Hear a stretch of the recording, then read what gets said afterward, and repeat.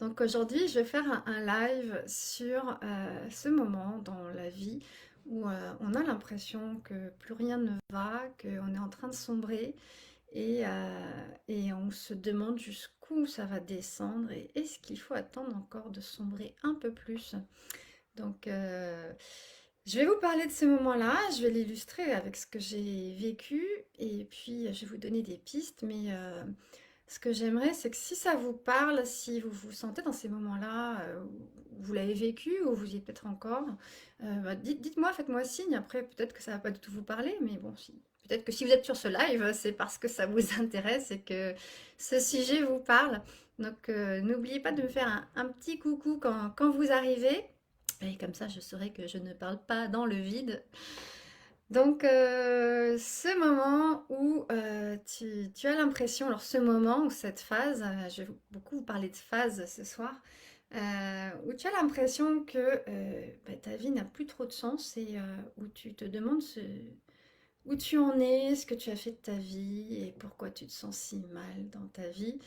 Donc, faites-moi un petit coucou si vous êtes là. Je vois qu'il y a des gens qui regardent. Voilà, c'est terrible de ne pas savoir qui est là. Euh, je vais vous parler de ce moment-là parce que je l'ai vécu il y a quelques temps et je me dis c'est important de pouvoir communiquer là-dessus parce qu'il y a peut-être d'autres personnes qui vivent ça et qui se sentent mal elles aussi. Du coup, je veux vraiment vous apporter des choses sur ce moment de la vie, cette phase de vie. Donc, ces moments où on a l'impression de ne plus savoir où on en est, ou en tout cas, on se sent perdu, on ne sait pas trop quoi faire. On a l'impression d'être dans une impasse dans sa vie. Et on ne sait pas en fait qu'est-ce qu'on pourrait faire pour améliorer les choses, vers qui se tourner. Alors, le faire, si vous avez l'habitude d'être dans l'action, ben, du coup, il y a à ce moment-là, va vous rendre assez malheureux parce que ben, on ne sait pas quoi faire. On voudrait agir, on voudrait faire quelque chose et on ne sait plus ce qu'on pourrait faire. Et c'est terrible quand on a d'être dans l'action parce qu'en plus, on se reproche, on se fait des reproches à soi-même de pas être en train d'agir et de faire quelque chose pour ça. Ou alors, vous avez peut-être déjà essayé plein de choses, essayé des choses, lu des livres, vous renseigner auprès de gens, mais en fait, ce qui est difficile quand on est dans un moment dans sa vie comme ça où on ne se sent pas bien, on a un mal-être, mais on ne sait pas trop ce qui se passe et à quoi c'est dû, bah, c'est difficile d'en parler. Et même nous, on se dit, mais il y a un truc qui cloche, qu'est-ce qu'il y a chez moi qui cloche? Et c'est difficile du coup d'aller en parler avec les autres parce qu'on ne sait pas exactement ce qui cloche. On a peur d'être jugé par sa famille, par ses amis avec qui on discute habituellement parce qu'ils vont pas comprendre non plus. Enfin, on se dit qu'ils vont pas comprendre. Et puis, ben, on trouve que c'est difficile aussi d'en parler au boulot. Parce que très souvent, ben, on le ressent déjà dans notre activité professionnelle qui ne nous plaît plus, qui ne nous passionne plus. Donc, on n'est pas sûr d'avoir envie de continuer dans cette activité. Très souvent, c'est ça. Euh, mais c'est pas la seule raison, la seule cause, en tout cas le seul domaine touché. Mais du coup, c'est quand même difficile d'en parler avec les collègues et de leur dire, j'ai plus trop envie d'aller travailler. Euh, Parce que bah, les collègues, il y a plein de collègues qui vont dire oh bah parce que tu crois que moi j'ai envie, et puis il y a des collègues qui vont se dire bah c'est normal, c'est la vie, tu viens bosser si tu veux ton salaire.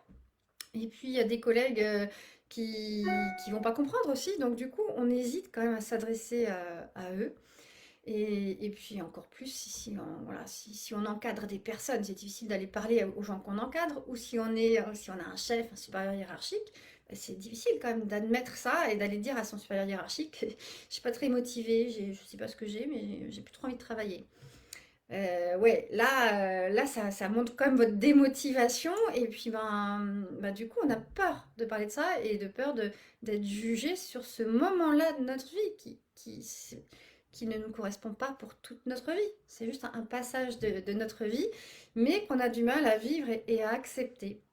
Alors, moi, déjà, ce que je voulais vous dire, si vous êtes en train de vivre quelque chose comme ça, mais mettez-moi peut-être dans les commentaires. En fait, je ne sais pas si. J'ai pas de commentaires, donc je ne sais pas s'il y a des gens qui m'envoient quelque chose.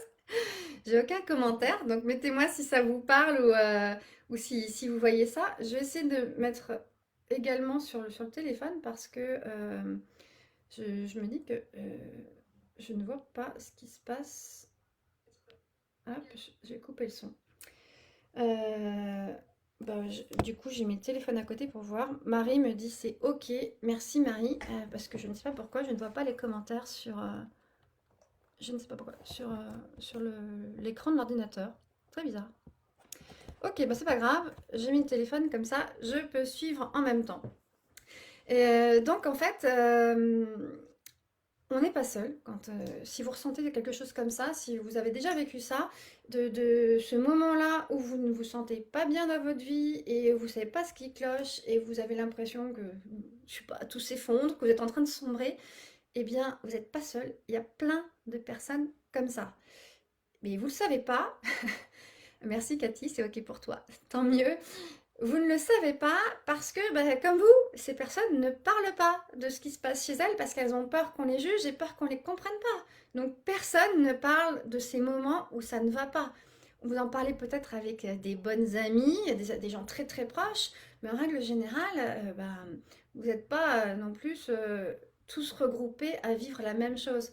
Donc en fait, il y a plein de gens autour de vous qui vivent cet état-là, cette phase-là, mais ben, vous n'en parlez pas avec eux. Et puis ces gens-là, nous, les autres, les personnes qui vivent ce moment où effectivement leur vie devient fade et où on n'a plus de goût à grand-chose, eh bien il y a une partie des gens qui vont de plus en plus mal et qui s'extraient de la société. Donc quand je dis s'extrait, c'est-à-dire qu'ils vont plus aller travailler, ils vont plus sortir, ils vont plus oser se montrer, ils vont plus avoir osé aller chercher leurs enfants à l'école, ils vont plus venir participer à des activités qu'on fait ou des fêtes de famille parce que ça devient très difficile. Donc il y a un moment effectivement dans la vie où bah, il y a des gens on les voit plus, on ne sait pas pourquoi. Donc voilà, c'est des catégories de gens. Donc en fait il y a plein de gens qui vivent aussi des moments difficiles mais bah, on ne prend pas le temps de discuter et ils ne prennent pas le temps de montrer leurs moments difficiles. J'ai vécu des choses comme ça et moi pendant longtemps, euh, j'allais au boulot. J'avais changé de boulot, donc je venais de changer de boulot, j'étais toute contente d'avoir ce nouveau boulot. Et donc mon truc à moi, c'était tous les jours d'aller dire bonjour, de faire le tour de l'étage et d'aller dire bonjour à tous mes collègues. J'aimais bien échanger, discuter avec les collègues. Et puis il y a eu un moment où j'ai commencé à aller moins bien. Et à partir du moment où j'ai commencé à aller moins bien, eh bien j'avais moins envie d'aller vers les autres. J'avais pas envie d'aller leur dire bonjour et qu'ils me demandent ça va. Ça va? Et bien oui, parce que je répondais oui. Et parce que c'était l'habitude, hein, je répondais toujours oui. Même quand ça allait pas, je répondais oui parce que, un, j'avais pas envie de dire pourquoi ça n'allait pas, parce que j'avais du mal à mettre des mots. Et deuxièmement, euh, eh bien, j'avais pas envie de montrer cet aspect de moi qui n'était pas bien, parce que mes collègues m'avaient toujours connue en forme, en jouet, etc. Et j'avais pas du tout envie de montrer un autre aspect de moi. Donc j'ai commencé à me renfermer. Et donc ça, c'est peut-être quelque chose que vous voyez autour de vous, ou peut-être que vous vivez euh, autour de vous. Et donc, quand ça n'allait pas bien à un moment dans mon boulot, ce que j'aurais voulu, c'était peut-être faire autre chose. J'imaginais peut-être aller travailler ailleurs, mais je savais plus trop quoi. Je regardais un peu les postes autour, tout ce qui se faisait autour. Et en fait, je ne rêvais que d'une chose, c'était qu'un employeur, un recruteur, enfin quelqu'un, vienne me chercher et me dise, je te veux. C'est toi que je veux, tu vas être parfaite pour ce job, c'est exactement toi que je cherchais. Et donc j'attendais qu'il y ait quelque chose qui se passe et qui vienne de l'extérieur. Cathy qui me dit, c'est tellement plus facile de se cacher derrière un habit de lumière et de ne rien laisser paraître aux autres. Ben oui, c'est plus facile, surtout quand tu sais pas ce qui t'arrive. Et donc tu masques, tu te caches. Donc voilà, j'attendais un événement extérieur, quelque chose qui allait m'arriver et que quelqu'un s'apercevrait que ben, j'avais quelque chose en moi qui valait le coup de ressortir, d'utiliser. Et du coup, ben, ça n'arrivait pas. c'était de plus en plus difficile d'aller travailler et j'avais beaucoup de mal dans cette période-là. Enfin, j'en ai déjà un petit peu parlé, mais cette période-là où j'avais l'impression de sombrer un peu plus et de m'enfoncer chaque jour, où j'avais du mal à me lever le matin, j'avais du mal à prendre la voiture, à, j'avais des nausées. Quand je partais travailler, j'avais des nausées dès que je prenais la voiture parce que j'avais pas du tout envie d'aller travailler. Quand j'arrivais à mon immeuble de bureau, j'avais la sensation d'aller m'enfermer en montant à mon 5e étage de bureau. Et j'avais qu'une envie, c'est de m'échapper. Donc toutes les occasions étaient bonnes pour pouvoir partir de mon bureau. Donc ça tombait bien parce que j'avais un métier où je suivais des opérations de construction et j'avais des opérations un peu partout dans le département. Donc dès que je pouvais, j'organisais des rendez-vous en extérieur parce que je supportais plus de rester enfermée. En plus, j'avais un bureau qui ressemblait à un placard. Enfin, pour moi, c'était un placard. Voilà, donc c'était un enchaînement et donc j'ai évité le plus possible d'aller au bureau. Dès que je pouvais, j'étais en télétravail aussi parce que pour moi c'était synonyme d'enfermement. Mais bon, voilà, et plus je mettais en place des actions qui m'extrayaient de mon bureau et qui m'isolaient de mes collègues, et plus j'étais en train effectivement de m'éloigner, de m'isoler, c'est ça, de m'isoler. Et donc, il y a eu un moment où je me suis dit quand même, tu es en train de descendre, de tomber. Et ça m'a rappelé une période très sombre de ma vie où j'avais traversé une dépression.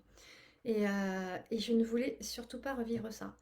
Donc je ne sais pas s'il y en a qui m'écoutent là, qui ont déjà vécu ça, qui sont passés par une dépression. Donc si vous écoutez maintenant en live ou même si vous écoutez en replay, est-ce que vous avez déjà traversé cette période de dépression? Alors, dépression, c'est un terme très général, hein. Après, on peut parler de burn-out, brown-out, voilà, des différentes choses liées au travail ou pas, hein. Ça peut être lié à bien d'autres choses. Mais c'est une période, effectivement, si vous l'avez vécu, hein, mettez-le moi dans les commentaires. C'est une période où, pour ma part, il y a plusieurs formes de dépression et plusieurs niveaux de dépression qui peuvent être très très graves, qui peuvent aller vraiment jusqu'à l'état suicidaire. Donc heureusement, j'ai pas été jusque-là, mais c'était quand même un moment, la dépression, si on continue de sombrer, effectivement, on se retrouve dans un très mauvais état.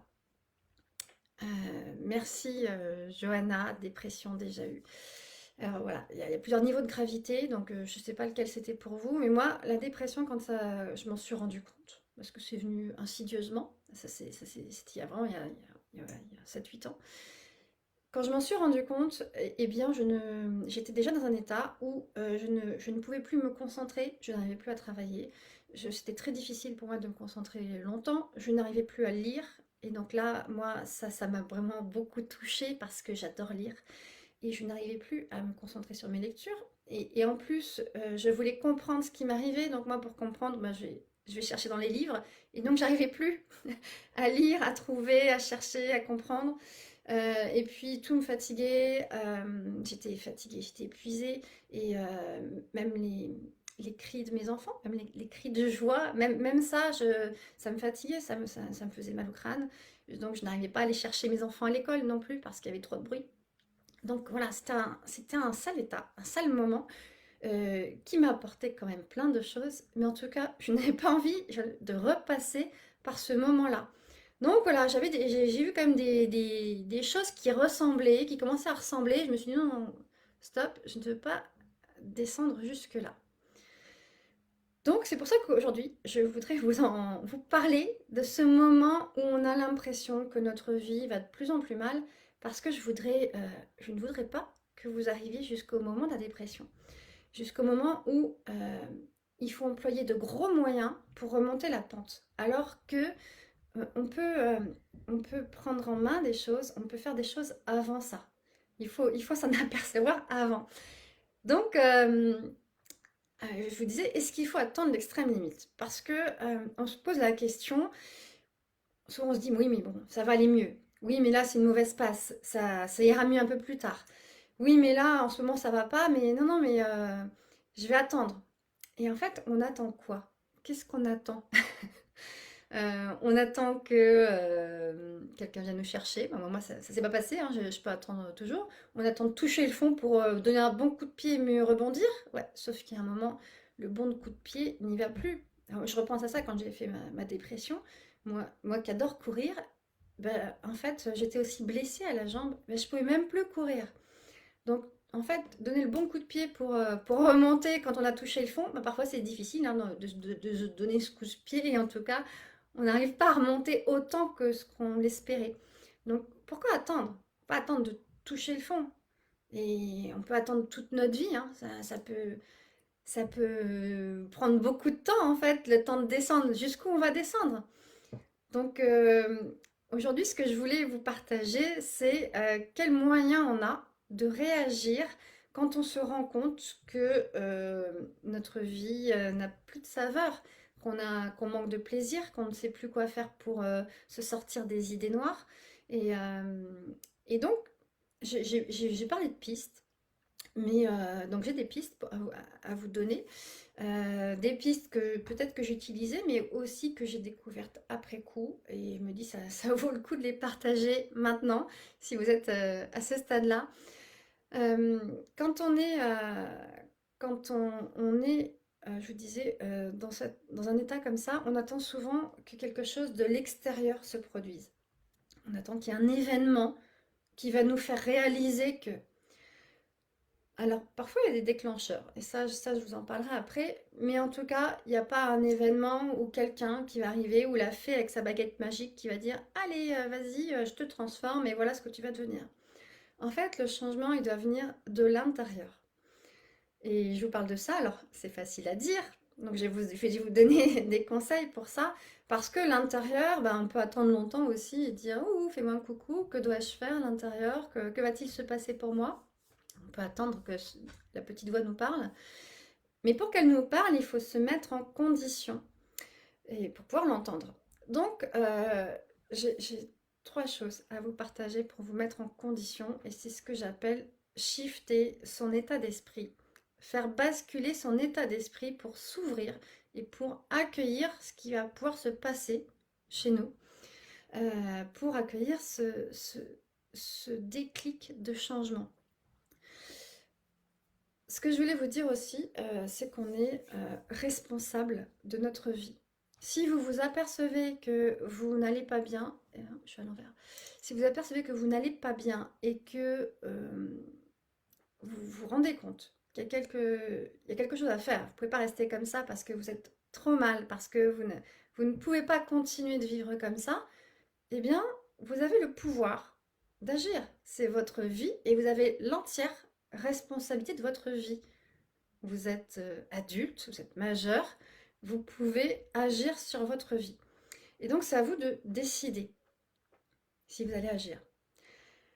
Alors, pour changer son état d'esprit, déjà, la première chose, alors, c'est plus qu'un conseil, ce que je vous dirais, ce serait des injonctions, je ne vais pas dire des ordres. Je vous laisse votre libre arbitre, c'est vous qui décidez.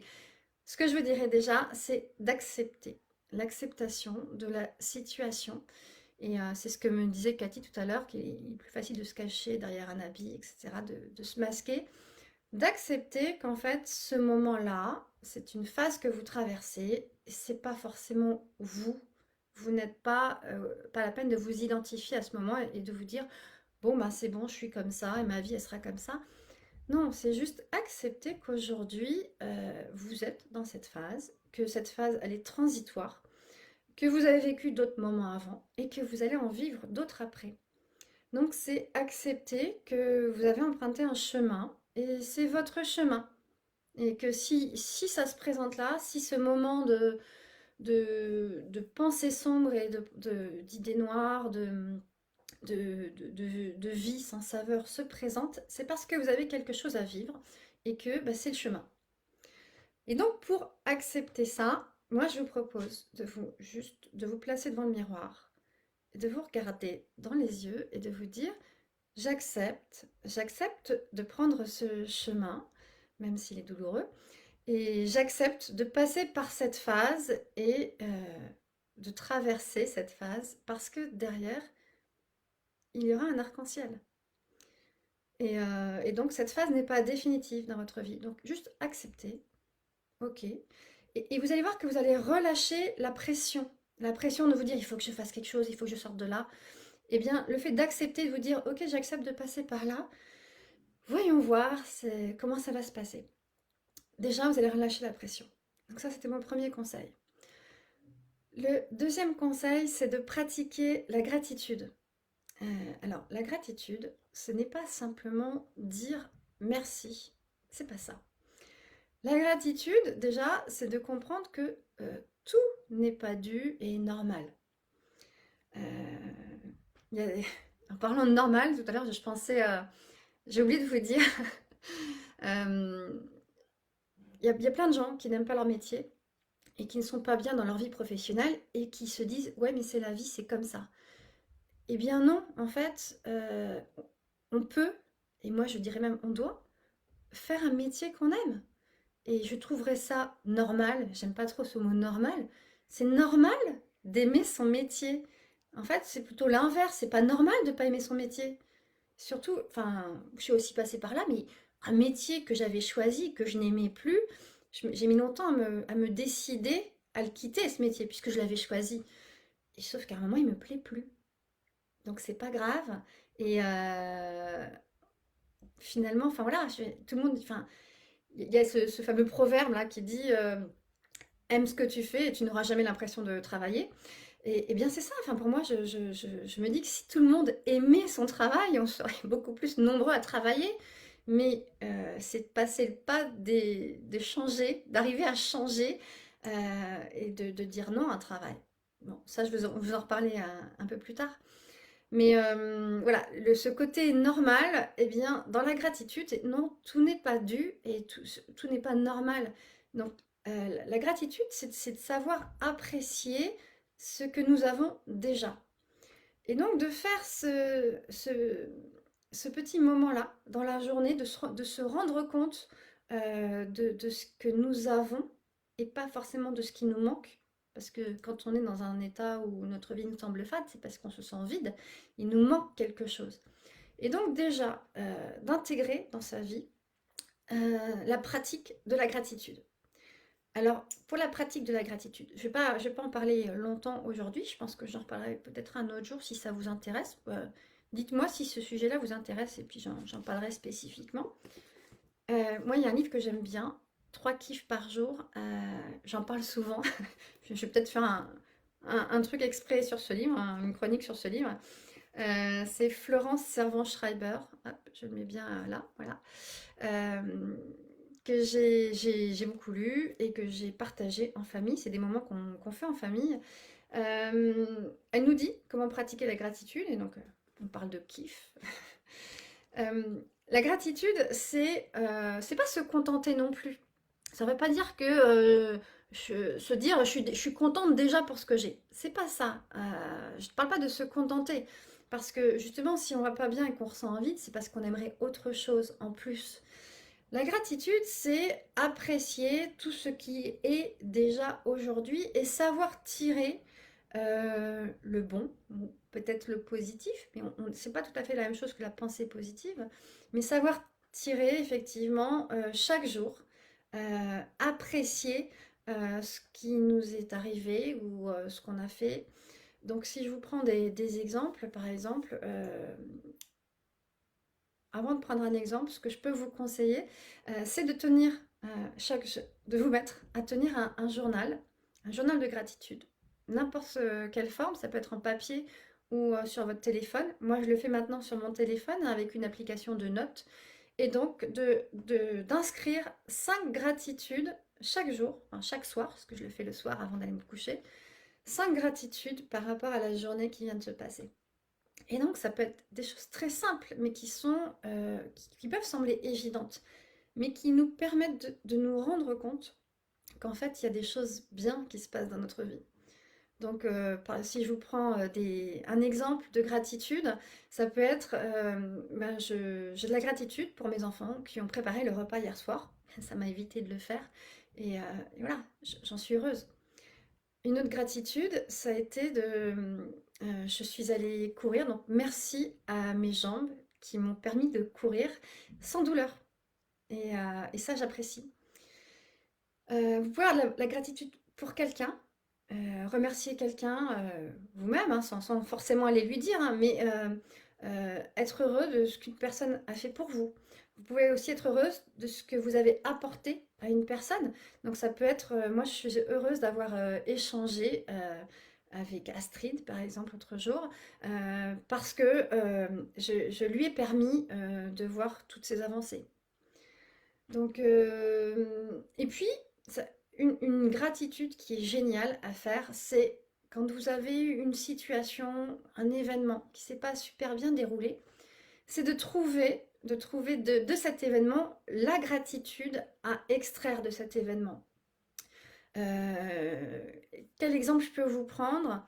Euh, ah oui, bah, tout à l'heure, on a une petite montée de ton en famille avec les enfants. Je me suis énervée contre les enfants. Eh bien, j'ai de la gratitude pour ce moment-là parce que ça m'a permis de voir combien j'étais à cran. Donc, ça me permet de travailler sur moi, même si ce moment n'était pas super agréable et j'en suis pas fière. Mais voilà, ça me permet d'avancer sur moi. Donc voilà, essayez de tenir ce journal-là régulièrement, donc tous les soirs, de mettre ça en place. Parce que c'est en vous concentrant sur tout ce positif que vous allez apporter, toute cette gratitude que vous avez au jour le jour dans votre quotidien, que vous allez changer votre état d'esprit pour lui permettre d'accueillir les changements et de s'ouvrir aux changements. Donc là, ça c'était le deuxième conseil pour faire basculer votre état d'esprit. Et puis, j'en ai un autre, un troisième, très important pour les femmes, c'est d'arrêter les excuses. On est très fortes, nous les femmes, pour s'occuper des autres. On s'occupe de notre conjoint, on s'occupe de nos enfants, et on les fait très souvent passer avant nous, avant nos besoins, avant tout. Et donc, arrêtez les excuses, arrêtez de... Ce que je disais tout à l'heure... ah, tiens, j'ai Johanna qui me dit volontiers pour un autre live sur la gratitude. Ok, j'y reviendrai un peu plus parce que là j'étais très rapide. Ouais, je pense que c'est un sujet qui mérite d'être approfondi, tu as raison.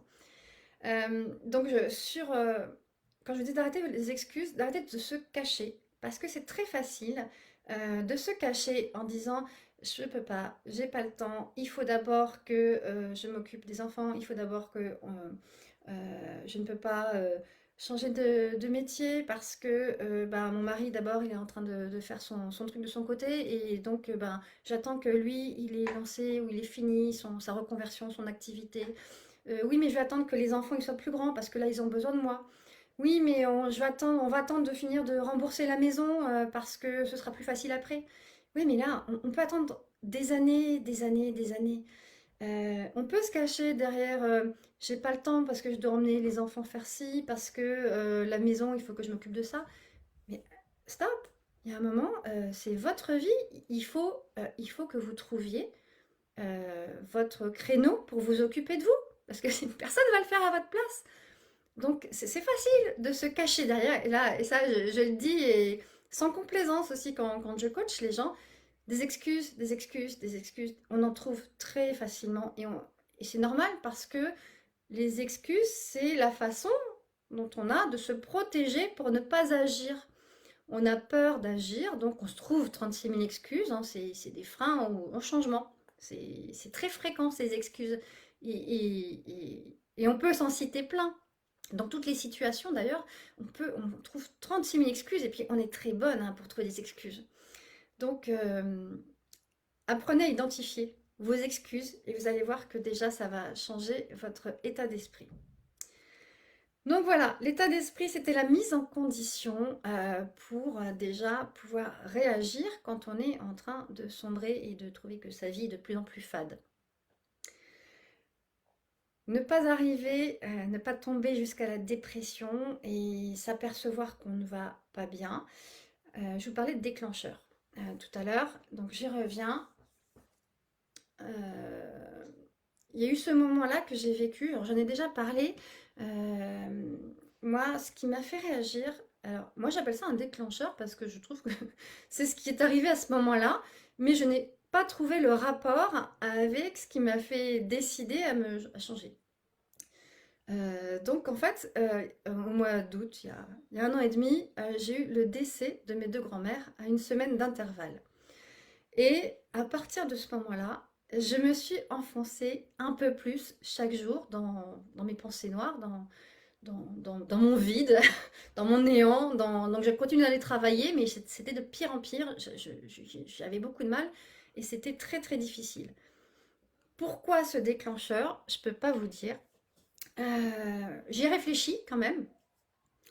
Tiens, Alexandra qui me dit, moi j'en ai plein des excuses. Eh bien c'est bien Alexandra, ça veut dire que si tu les identifies, ben, tu sais que tu es en train de lutter, hein, que tu t'empêches de faire des choses toute seule. C'est ça les excuses. Donc identifie-les, c'est déjà un gros pas. Et donc ce déclencheur, j'ai réfléchi, enfin pourquoi je qualifie ça de déclencheur, pourquoi mes grands-mères. Bon, j'ai compris qu'il y avait un lien transgénérationnel et peut-être maintenant, je comprends un peu plus et je pense que d'ici quelques mois, quelques années, je pourrais mettre de vrais mots sur ce déclencheur. Aujourd'hui, la seule chose que je me dis, c'est que certainement, mes grands-mères, avec cette fin de vie, m'ont invité à vivre ma vie et à oser aller vers cette vie, à exprimer celle que j'étais vraiment. C'est ce que je me dis aujourd'hui parce que mon sujet, c'est d'accompagner d'autres femmes à vivre aussi leur vie. Et peut-être que je me dis que ces grands-mères auraient envie que leur petite fille, que au bout d'une certaine génération, eh bien, les femmes vivent leur vie et n'aient plus à vivre une vie à côté, réprimée, par les hommes, parce que c'est certainement ce qu'ont vécu mes grands-mères qui n'ont pas vécu leur vie, mais ont vécu juste une vie à côté de leur mari. Donc voilà, c'est ce que je me dis aujourd'hui. Je ne sais pas, on verra d'ici quelques années si c'en est toujours là. Et puis bon, moi, je vous en rencontrerai un peu plus quand j'aurai avancé sur ce côté transgénérationnel que je suis en train de travailler. Mais oui, on hérite des mémoires familiales. Donc aujourd'hui, si je fais ce que je fais aujourd'hui, je sais que c'est en partie un héritage familial.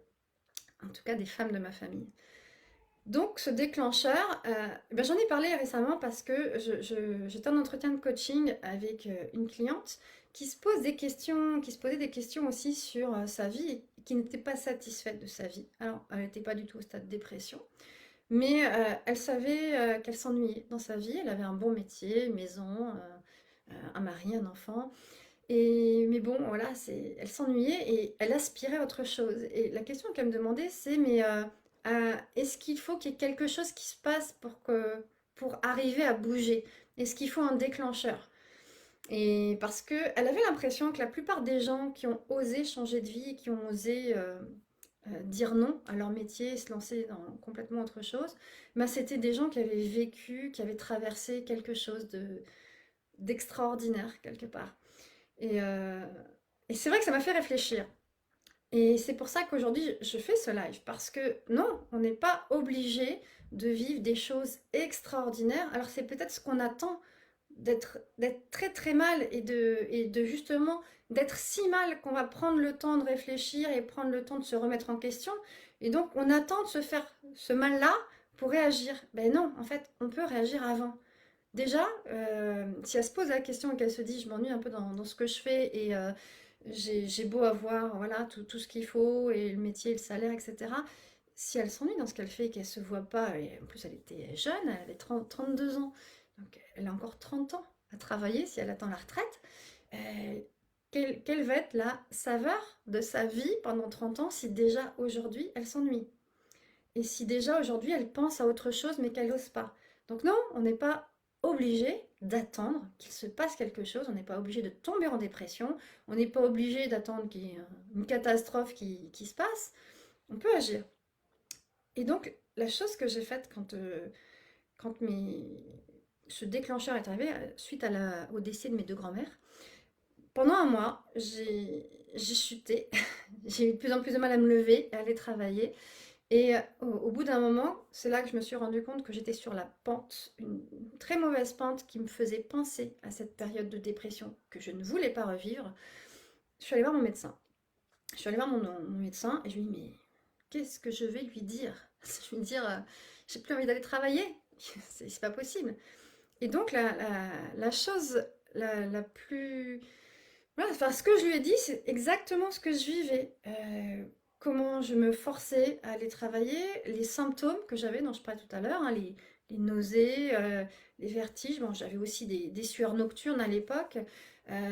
Tous ces symptômes-là et comment je me sentais, comment j'évitais les collègues, comment je m'échappais du boulot, comment j'essayais de rester travailler chez moi, j'étais irritable, fatiguée, irritable avec ma famille. Enfin voilà, il y avait un impact sur ma vie de famille aussi. Donc j'ai décrit tous ces symptômes-là à mon médecin et elle a compris. Et c'est là que voilà, c'était la première chose que je voulais vous dire, c'est accepter de vous faire aider. Ça, c'est une piste très importante parce que on peut s'en sortir toute seule. Oui, peut-être. Je vous en parlerai après, mais tout dépend de la phase où vous êtes. Et moi, mon médecin a su m'orienter. Par qui on peut se faire aider? Parce que quand c'est difficile de discuter avec des gens autour de soi et on ne sait pas ce qui cloche et on a du mal à leur expliquer, ils ont du mal à comprendre pourquoi ça va pas bien alors qu'on a tout pour aller bien. Pour nos collègues, on n'a plus envie de discuter avec eux parce que soit on a l'impression qu'ils voient toute la vie en noir, soit ils sont aussi résignés et on n'a pas envie d'entendre ça. Et donc, finalement, eh bien, on choisit quelqu'un de l'extérieur. Alors ça peut être un psy, une psy. Alors, derrière psy, j'explique parce qu'il y a il y a des psychiatres, il y a des psychothérapeutes, il y a des psychologues. Le psychiatre, il va être remboursé par la sécurité sociale, il faut une prescription de votre médecin. Ça fait peur, le psychiatre, c'est un spécialiste, c'est un médecin qui a fait 9 ans d'études, ça peut faire peur. Donc tout dépend de ce que vous avez à soigner. Après, il y a des psychothérapeutes et des psychologues, donc du coup, on entreprend une psychothérapie. Tout cela, je les range en gros dans la catégorie thérapeute. Bon, je ne sais pas s'il y a des thérapeutes qui m'écoutent. Bon, c'est une très large catégorie et c'est pas du tout négatif, hein. C'est juste que il faut trouver. Donc moi, j'expliquais à mon médecin et d'ailleurs qui m'a conseillé une thérapeute qui était psychologue et puis qui avait d'autres arcs, d'autres cordes à son arc. Et mais ça peut être d'autres personnes qui font des thérapies et qui vont vous aider. Il y a des gens qui vont voir des hypnothérapeutes.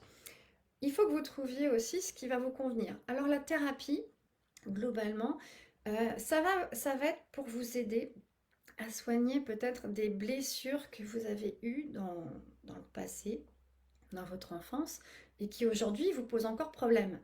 Donc, il y a un gros travail sur soi, et puis ça va être un lieu où vous allez pouvoir parler justement de tout ce que vous ne pouvez pas parler à l'extérieur. Et puis, c'est un regard neutre, donc c'est une personne qui ne connaît pas votre famille, qui ne connaît pas votre mari, donc vous pouvez vraiment avouer tout ce que vous avez besoin de dire, besoin d'exprimer, et que vous ne pouvez pas faire dans votre entourage. Donc voilà, ça c'est vraiment une forme d'aide très précieuse. Donc après, vous engagez et c'est selon votre besoin et votre état. Je veux dire, moi, il y a eu un moment quand j'étais en dépression, de nombreuses années, moi je voyais une psychologue que je voyais toutes les semaines. Après, voilà, selon les personnes, on peut se passer toutes les 2 semaines, toutes les 3 semaines, enfin, à vous de voir avec la personne, mais il y a une phase où effectivement où on voit la personne très souvent. Donc ça, c'est voilà, si vous avez besoin de travailler des choses du passé. Ensuite, je vais vous parler, il n'y a pas de jugement, me dit Cathy, c'est ça, on n'est pas jugé. On peut parler de ces états d'âme, et c'est là où on se flagelle des fois parce qu'on dit, oh là là, tu penses à ça, il y a des choses plus graves dans le monde. Ouais, mais ce que vous vivez, ben, c'est important parce que si vous n'allez pas bien, eh bien, ça se répercute aussi sur votre famille, et votre famille, elle voudrait juste que vous alliez bien aussi, et que vous soyez heureuse, et que vous leur apportiez cette femme heureuse. Donc, effectivement, de se retrouver dans un lieu où il n'y a pas de jugement, où on peut s'exprimer même sur ce qui nous semble être des petits bobos, ben, ça fait du bien. Ensuite, je vous parlais de se faire accompagner par un coach. Alors là, je prêche pour ma paroisse, mais ça ne convient pas à tout le monde. Alors, moi, j'ai pas fait appel à un coach parce que je savais pas ce que c'était. J'ai découvert ça plus tard. Et d'ailleurs, je savais pas du tout ce que c'était. Et quand je voyais coach de vie, je me disais, mais c'est n'importe quoi. Coach de vie, c'est quoi? C'est quelqu'un qui nous apprend à vivre. Bah oui, je savais pas du tout ce que c'était. Et d'ailleurs, je n'aime toujours pas cette appellation coach de vie parce que ça me parle pas du tout. Donc, il y en a qui appellent ça coach holistique dans l'ensemble et coach en développement personnel. Moi, ça me convient mieux. Et le coaching, en fait, bah, c'est différent de la thérapie. Et on va dire que c'est pour les personnes qui n'ont pas nécessairement besoin de travailler sur le passé ou des blessures du passé, mais qui ont besoin de se projeter et d'aller de l'avant et qui ont, voilà, qui ont envie de faire des projets. Parce que le coaching, en fait, on va partir d'une situation actuelle, de la situation de la personne, et de l'objectif vers lequel elle veut aller. Alors l'objectif, ça peut être un objectif professionnel, mais bon, en général, les personnes qui ne se sentent pas bien dans ce qu'elles font, ce qu'elles ont aujourd'hui, on balaye tous les domaines de vie. Et du coup, on ne travaille pas que le côté professionnel, on va travailler quand même d'autres choses, parce que on a tendance à croire que ça vient du professionnel, notre mal-être, mais c'est facile de se dire que ça vient du professionnel, c'est pas que ça. Donc, du coup, on travaille sur tous les domaines et le coach, il va accompagner la personne à développer et à se rendre compte de tout ce qui est en elle et va lui faire voir, va l'accompagner, va lui faire voir en fait tout ce qu'elle peut devenir. Mais en fait, le coach, il va pas lui dire comment faire. Donc ça, c'est les coachs entraîneurs, les coachs de vie, les coachs en développement personnel, c'est pas ça. Ils disent pas comment faire. Parce qu'en fait, chacun a ses propres modes de fonctionnement. Et donc, ce qui va convenir à quelqu'un va pas convenir à quelqu'un d'autre. Moi, on m'a déjà demandé comment tu as fait pour faire ça. Je peux répondre, mais je réponds pas dans une séance de coaching à dire voilà, il faut que tu fasses comme ci, comme ça. Donc c'est pour ça que là, je vous parle de pistes et de conseils parce que je ne parle que de mon expérience en coaching où on est en relation avec la personne qui va se livrer en nombre de séances limitées, eh bien, on s'adapte à la personne qui est en face de nous. Donc le coach ne va pas dire ce qu'il faut faire, il ne va pas montrer ce qu'il faut faire, il va aider la personne à trouver ses propres ressources qui sont déjà en elle, mais qu'elle ne voit pas. Donc c'est ça l'intérêt. La différence entre la thérapie et le coaching, eh bien, c'est que la thérapie, c'est ce qu'on dit souvent, elle va être tournée vers le passé, à soigner le passé, soigner la personne et ses blessures du passé, en tout cas tout ce qui aujourd'hui l'empêche d'avancer. Alors que le coaching, il va être tourné vers le futur. Donc oui, on parle un peu du passé parce que c'est nécessaire pour de la compréhension, mais surtout, on voit comment avancer, comment la personne va pouvoir mettre en place des choses, des actions dans sa vie pour avancer. Alors, tout ne convient pas à tout le monde. Il y a des personnes, il y a une personne que j'ai déjà eue qui s'était tournée vers moi pour venir faire un accompagnement en coaching. Et en discutant avec elle et sur l'objectif qu'elle avait, je me suis rendu compte qu'elle n'était pas dans dans un objectif futur. Elle ne pensait pas du tout au futur. Elle me parlait sans cesse de son passé, de ses blessures, voilà, il y avait beaucoup de deuil qu'elle devait faire, etc. Et finalement, en discutant avec elle, je me suis aperçue qu'elle était passée par une phase de dépression, mais qu'elle n'avait pas bouclé. Elle n'était pas encore sortie de cette phase-là. Et donc, bah, je l'ai réorientée vers une psychothérapie, ce qui me semble nécessaire. Et la plupart des gens, la plupart des coachs que vous allez aller voir, si vous hésitez entre les deux, euh, le coach vous orientera, en principe, si c'est un coach, on a un code de déontologie, il doit s'apercevoir de ça et vous orienter vers la thérapie si vous n'êtes pas en capacité de vous projeter. Il faut être en capacité de se projeter. Donc ceux qui sont passés par une dépression, ils savent bien que quand on est dans une phase vraiment intense de la dépression, on ne peut pas faire de projet. Donc ça ne sert à rien d'aller voir un coach à ce moment-là. On peut enchaîner, on peut faire la thérapie. Et une fois qu'on passe dans une phase et on voit ça avec le thérapeute, on peut commencer à se projeter vers un coaching. Et puis, il y a des gens qui vont venir voir un coach parce qu'ils n'osent pas aller voir le psy. Mais en fait, ça ne sert à rien d'aller voir un coach si vous avez besoin de voir un psy. Donc, Adressez-vous, renseignez-vous et discutez, téléphonez avec des psys, avec des coachs. Ça vous permettra de voir où vous en êtes et de voir ce qu'ils vous proposent et de comment ils peuvent vous aider. Voilà, sur se faire accompagner. Je voulais juste faire aussi un petit point sur le bilan de compétences, parce que souvent on me dit, ah bah moi, je savais pas trop quoi faire, donc je me suis lancée dans un bilan de compétences. Alors pour moi, le bilan de compétences, c'est une fausse piste, parce que le bilan de compétences, c'est si vous posez ces questions à ce moment-là de votre vie, le bilan de compétences va simplement, il est efficace pour plein de choses. Mais il va faire le bilan de ce que vous savez faire, de vos compétences, des compétences que vous avez actuellement dans votre métier ou globalement et pouvoir les transférer sur un autre métier et vous mettre sur la piste d'autres activités, d'autres métiers. Mais il ne s'intéresse qu'aux professionnels. Et aujourd'hui, si vous vous posez des questions là sur votre vie et que vous n'êtes pas bien dans votre vie, il faut que votre réflexion elle soit plus large. Et donc, le bilan de compétences, il pourra intervenir, mais plus tard. À un moment où vous aurez suffisamment avancé sur ce que vous voulez dans votre vie. Je lis les messages parce que je crois que j'en ai raté. Johanna qui me dit, ça aide vraiment la psy, j'ai voulu faire la warrior. Elle m'a dit d'arrêter et de lâcher la pression et de me laisser, de me faire aider. Ben oui, parce qu'en fait, le regard d'un tiers, ça aide à voir ce que nous ne voyons pas. La warrior, j'aime bien la warrior. Enfin, moi aussi, je suis un peu guerrière et c'est toujours là. Cathy, gratitude à toi de nous partager tes connaissances. Ah, belle gratitude, merci Cathy. Tes connaissances et ton temps. J'étais obligée de nous laisser. Merci, belle soirée. Eh bien, belle soirée à toi. Merci Cathy.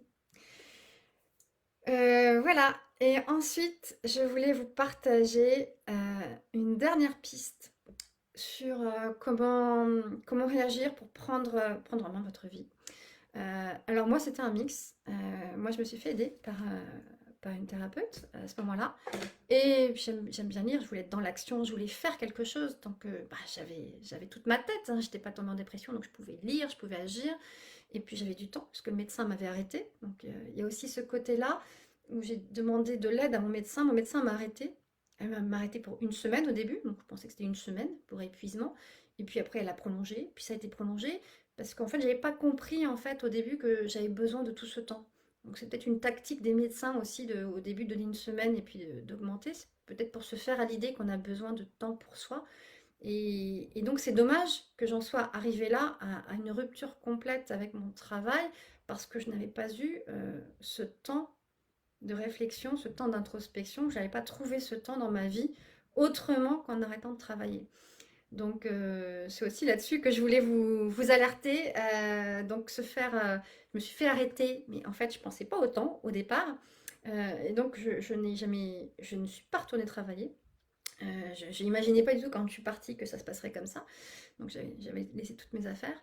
Et, euh, et du coup, est-ce qu'on est obligé d'en passer par là et obligé de s'arrêter de travailler pour prendre du temps sur soi? Bah, c'est dommage, mais c'est peut-être nécessaire certaines fois. Donc je ne vous dis pas c'est bien, faites-le. Je vous dis réfléchissez à ce que vous voulez pour votre vie. Donc dernière piste, vu que j'avais le temps de réfléchir sur moi, de me pencher sur moi, j'ai vu la psy et j'ai lu. Alors, contre les indications de ma psy, donc je vais faire comme Johanna, moi non plus, j'ai pas écouté la psy. Elle m'avait dit non, mais pas trop de lecture, ou alors des choses légères, des romans. Oui, ben je l'ai pas trop écouté. Moi, je voulais des choses qui avancent. Hein. J'avais pas de temps à perdre. Hein. J'étais arrêtée. Je voulais profiter de ce temps d'arrêt pour avancer sur moi. Donc, j'ai quand même lu. Et j'ai lu, moi, j'ai lu un manuel, avec une méthode, des exercices pour m'en sortir. Donc, le livre que j'ai lu à l'époque, c'est ça. C'est décidé, je change de vie, de Mathieu Vénis. Bon, alors, c'est un manuel très intéressant. Il y a plein d'exercices dedans que j'ai fait. Donc, je vous le montre grosso modo. Donc il y a plein de, ouais, il y a des endroits où j'ai pris des notes, etc. Et ce qui m'a le plus aidé dans ce livre, et donc j'ai fait après plein de recherches dessus, mais ce que je voulais vous amener aujourd'hui, c'était l'ikigai. Est-ce que vous connaissez l'ikigai? J'en ai déjà parlé sur le blog. Et je devais faire un article un peu plus précis et je ne l'ai jamais fait. Alors je me dis que c'est peut-être temps. S'il y en a qui regardent ici, qui connaissent là, dites-moi si vous connaissez l'ikigai. L'ikigai. Et puis je vous explique ce que c'est. Je fais une pause. Il y a un petit décalage dans les messages. Alors l'ikigai, c'est un concept japonais qui veut dire en gros la valeur de la vie ou le sens de la vie. L'ikigai, c'est un concept en quatre parties. Et donc, je vous montre le dessin. C'est très joli, l'ikigai. Comme ça. Voilà. Donc, vous ne lisez pas bien, mais je vous montrerai. Aucune idée, Johanna.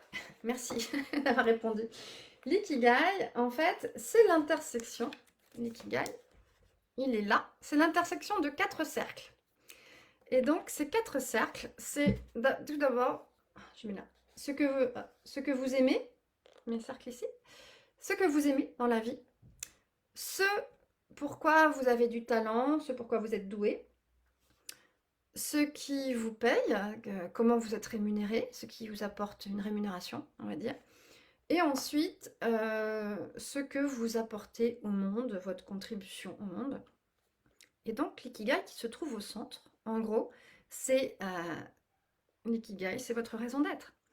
Donc, c'est faire ce que vous aimez en exploitant vos talents, en gagnant votre vie et en apportant au monde pour faire une différence dans le monde, participer à un monde meilleur. Et donc, l'ikigai est au centre. Est-ce que ça vous intéresse, cette idée-là?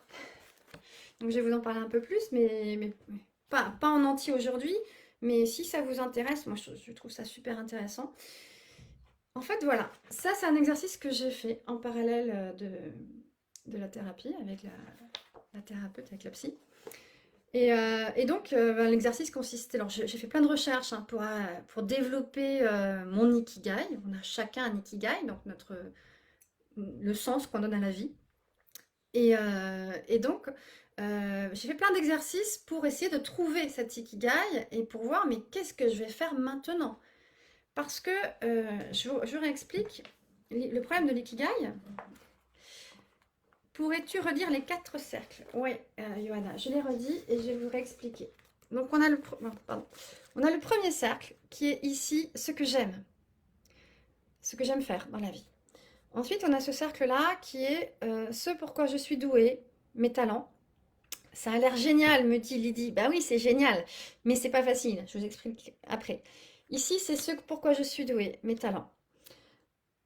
Ici, c'est la partie financière, ceux qui me rémunèrent, ceux qui me payent. Et ensuite, le 4e cercle, c'est ma contribution au monde, ce dont le monde a besoin. Et vous voyez que les 4 cercles se croisent et ça forme l'ikigai. Donc je vous explique grosso modo, si on est juste dans ce que j'aime faire et ce pourquoi j'ai du talent, le croisement de ces 2 cercles, ça donne la passion. Donc très souvent, si je prends l'illustration, ça peut être par exemple les artistes. Ils adorent jouer du violon et ils sont très bons au violon. C'est génial. Sauf que la plupart n'arrivent pas à se rémunérer avec cette activité. Donc c'est sympa, on fait ce qu'on aime, on est doué pour le faire, sauf que ça ne paye pas. Et donc on se retrouve souvent dans un sentiment de précarité. On ne sait pas comment on va gagner sa vie. Donc c'est bien de faire ce qu'on aime et d'être doué pour ça. On peut aussi apporter au monde. Hein. Du coup, on apporte, les gens sont contents dans la rue, si on va jouer dans la rue. Et bon, on ne gagne pas notre vie avec ça. Donc il y a des gens qui arrivent à gagner leur vie, qui sont de grands violonistes.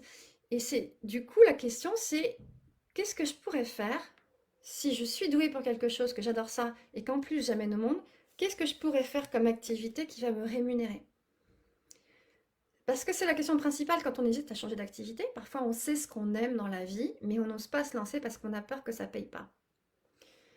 À l'inverse, moi j'étais dans cette zone-là. Donc j'avais un métier, on va dire, qui me rémunérait bien. J'étais compétente dans mon métier, donc on va dire que j'avais une profession. Donc j'étais, voilà, j'exerçais une activité pour laquelle j'étais compétente et pour laquelle j'étais rémunérée, sauf qu'il n'y avait pas de passion. Et donc s'il n'y a pas de passion, eh bien on a un sentiment de vide.